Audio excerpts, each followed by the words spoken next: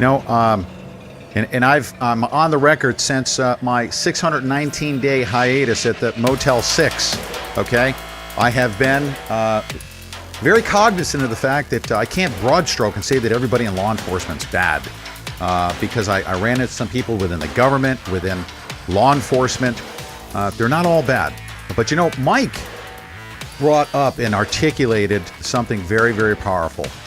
And he has, in the past, said that the truth is that cops need watching. They need to be watched. It's actually a service that he's providing to our community. Whether they're on camera shooting a 6-year-old or planting a gun on a 43-year-old, the truth protects everyone.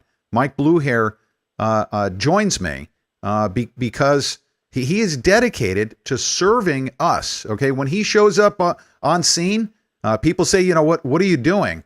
And just like we asked him in Burns, we don't understand who he was or where he was from. But just like he said, and he truly is there working. He was working for us. He was working for me. He's working for you out there to get stuff documented. That's true journalism. And unfortunately, Mike, as we were talking about in the before we went to the break, there not only do they need watching, they need to be held accountable.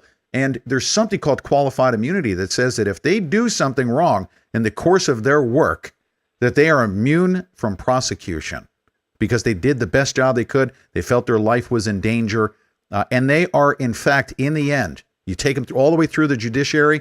They say, well, it was in the course of his business. He's therefore immune from prosecution. Aren't they immune? Yes.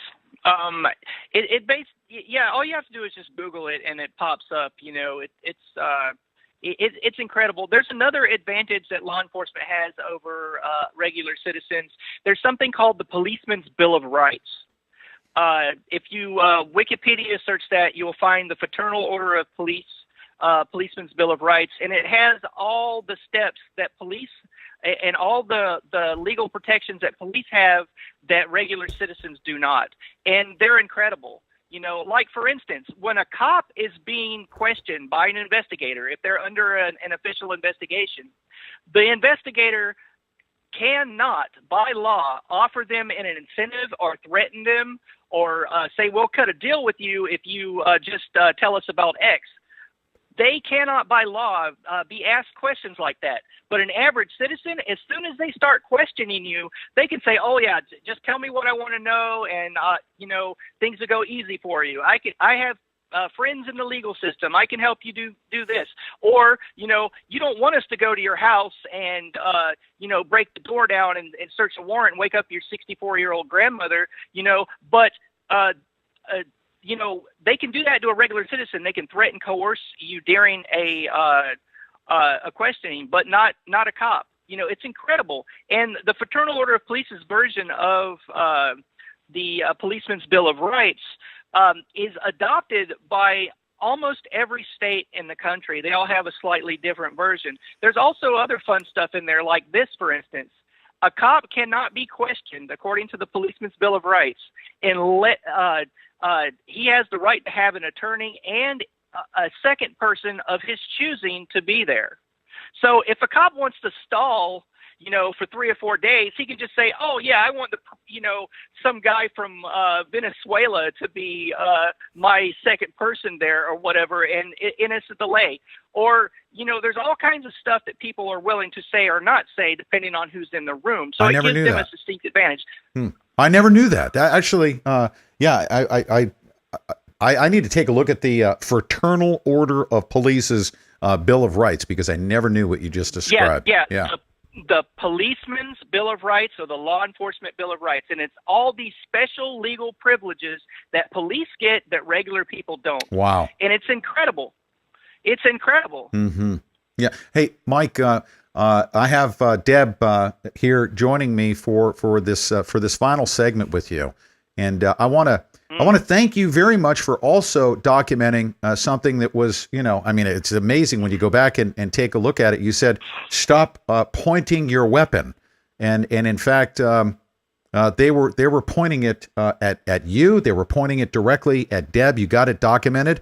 And right there on camera, he said, oh, I'm not pointing my weapon, as he took the muzzle of his weapon and pointed it directly at Deb. Thank you very much for documenting that and make him look like an idiot. Right on camera. I mean, he did look like an idiot. He said, "I'm not pointing my weapon at you." He thought it was a flashlight he was waving around, didn't he? Sure. I would love to see what would happen if somebody tried to point a flashlight that's mounted on, mounted on the pick rail of a rifle at a cop. I want to see how well that works out for them. You know, they would shoot you dead if you point a flashlight that's mounted to a gun at a cop. Yeah. You know, but that's the part that really got to me. That's the part that got my hand shaking a little bit, that my adrenaline spiked when he raised the rifle, especially when it scanned across my chest for a minute, but he hesitated for a second on Deb. Through his iron sights, that's the part that I really don't like, feeling helpless. And in that split second, I felt helpless, and I was worried for Deb. I was worried that somebody in the car would make a quote-unquote furtive movement. That's a legal term that they use. You know, if you make a movement that they can interpret is hostile, they can just kill you legally. And I was very worried for Deb in that moment. And that's the part during your arrest that really got to me. Deb, describe, there's a lot of people that are hearing this right now that don't know about this event. You were on the video that I just played. Actually, people can go back and rewind it and see it. You were in the back seat. Yeah. Tell us how you felt. Well, obviously, it's obvious how you felt that I was being arrested. You may or may not have been surprised. Let's skip.